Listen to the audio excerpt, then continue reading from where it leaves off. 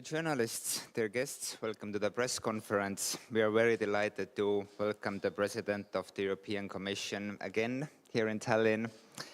The Prime Minister Kaja Kallas and the President of the European Commission Ursula von der Leyen just concluded bilateral meeting and will deliver short remarks.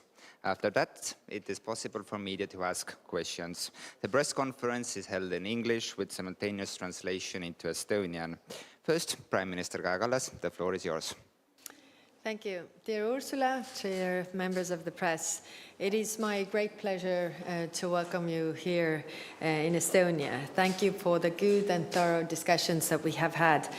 I'm glad that we will be opening the Tallinn Digital Summit shortly that will focus on how to build trusted connections and trusted partnerships and how to avoid new dependencies, a topic that has a greater urgency given the ongoing Russian aggression. The embodiment of the trusted connectivity concept that Estonia has introduced is the European Union's global gateway, something you, Ursula, personally have been leading. I'm also happy that I can take you to Narva today, right on the external border of the EU.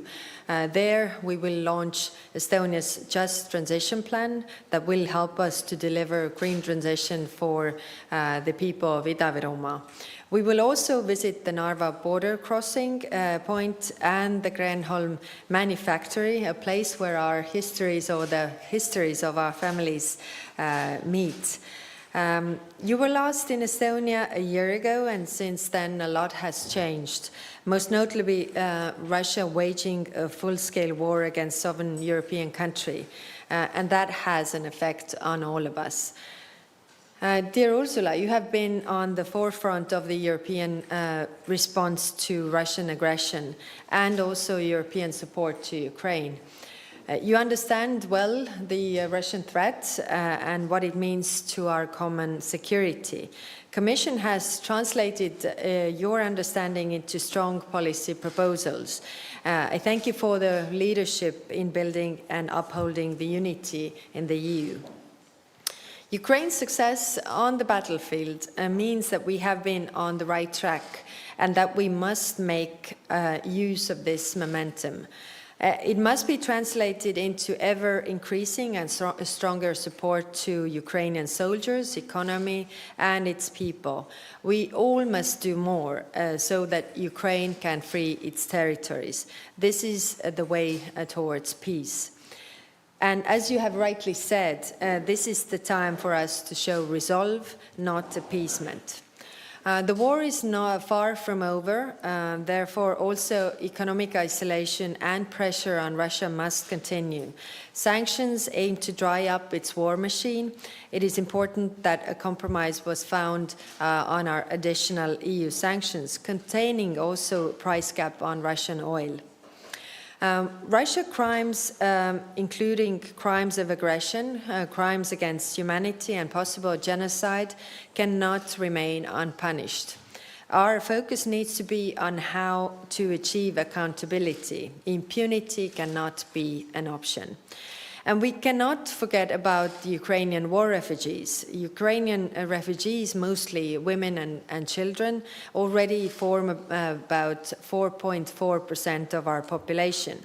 Our message to the European Commission is that European solution is needed to assist those fleeing the war inside Ukraine, as well as to support the member states who are providing shelter and protection to a large number of Ukrainian refugees. I would also like to thank the Commission for the work they have been doing in this regard. Next to the conventional war that Russia is waging on Ukraine, there is also a hybrid war and the war on information going on. We must pay attention to the stability of our societies because Russia's long-term interest is to divide us, not among the European member states, but also within our societies.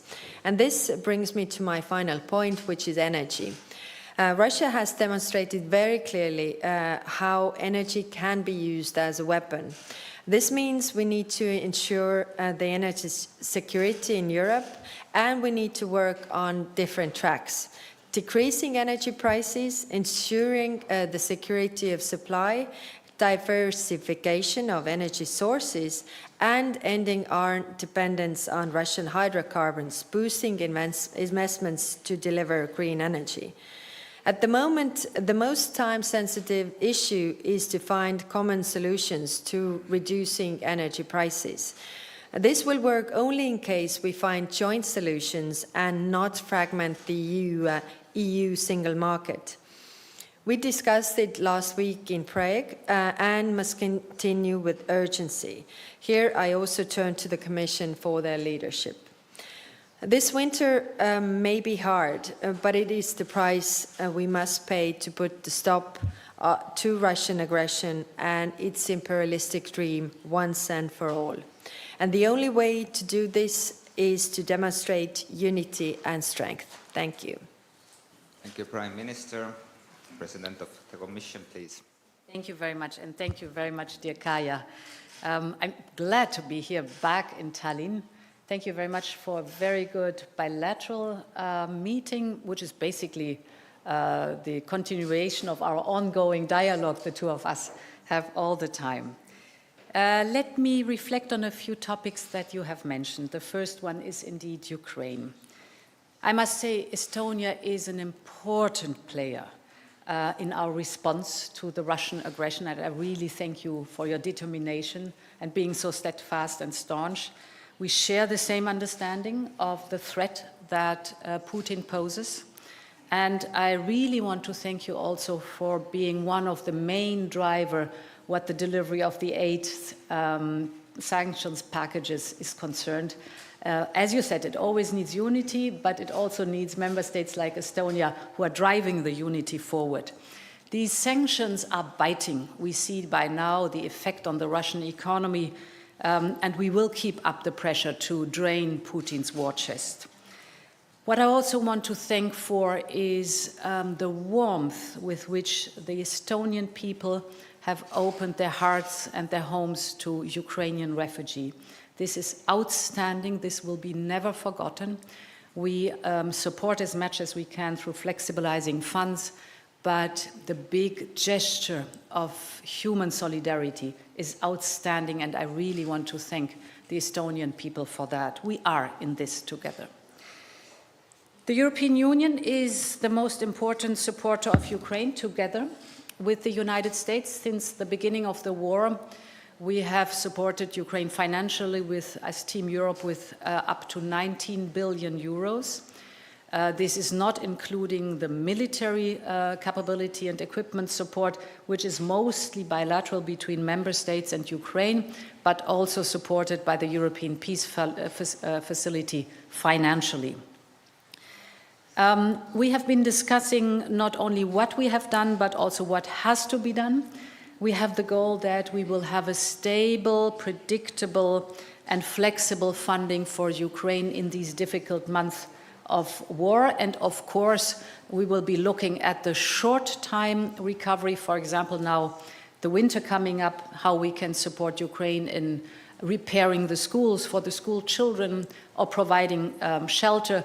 This is a European task on the European level to support Ukraine with the internally displaced people. And this has been one of the topics we have been discussing. Moreover, we address the need to be vigilant regarding our external borders and visa for Russian citizens. We need rigorous controls. We will be at the border. This is why the European Commission provided guidance to our member states to strengthen security checks. We need also to be vigilant regarding the protection of our critical infrastructure. What happened to Nord Stream 1 and 2 shows that we have to be prepared for these new types of threats. The Commission has developed a 5-point plan to enhance the resilience. We will present and discuss that at the Digital Summit. And we will soon be present then with recommendation for the member states how to implement that and how to make it happen on the ground. And then the second big topic was, of course, the topic of energy. We have to protect European citizens from Putin's war on energy. Putin is strongly manipulating the energy markets. It is because of Putin and his war that the energy prices are high, gas prices are high, electricity prices are high. That is the price he wants us to pay. And that is how he tried to divide us in vain. He has not been successful. He will not be successful. So we have taken many steps in the past already to address the skyrocketing prices.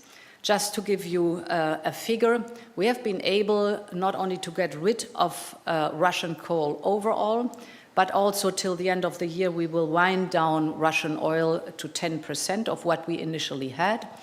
And if you look at the gas supply, the biggest factor, at the beginning of the war, of all imported gas, Russia had 40%.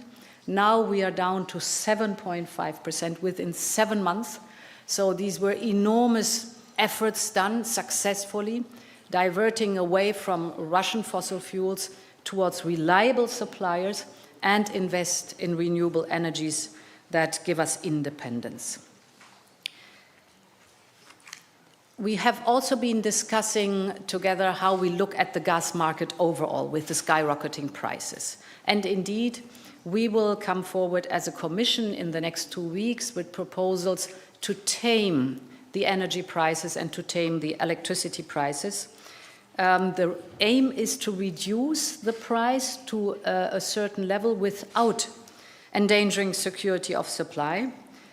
But as I've said, the best way beyond this immediate action to intervene in the market and to limit the electricity and energy prices, the best way over time to get rid of any kind of blackmail from Russia is to accelerate the clean transition in renewable energy. And I know that Estonia has everything it takes to achieve this transition, and the European Union is, of course, here to support you in this transition towards renewable energy, to give you not only independence, but also to do the right steps in case of our climate. Finally, we will travel to Narva this afternoon to launch the Just Transition Plan for the Edaviro region. This is an investment plan of 354 million euros from the European Union to support the region's industrial transition and change, and to ensure that nobody is left behind in that region. Russia's war has confirmed the need for trusted partnership and trusted connectivity.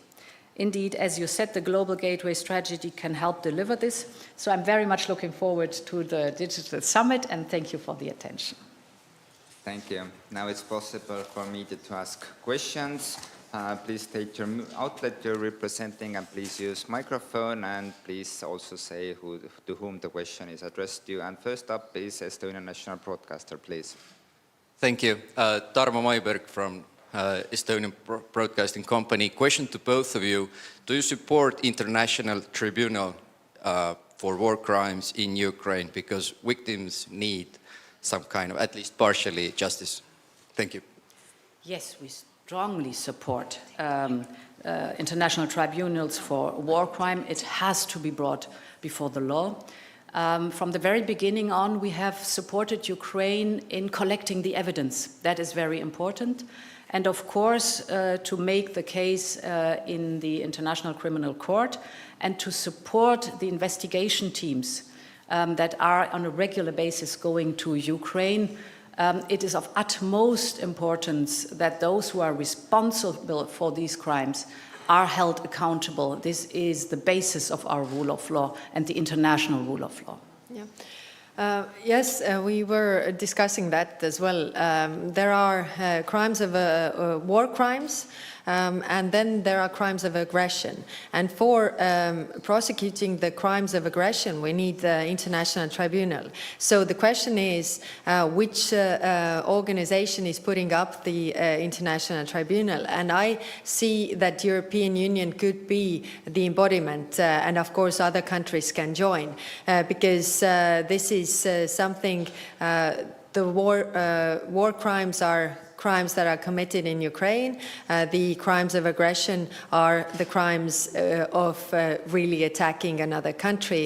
And therefore, I think European Union should have a leading role in putting together this international tribunal. Thank you. Second question, Delphi, please. Hello, this is Grete Põlluste from Delphi.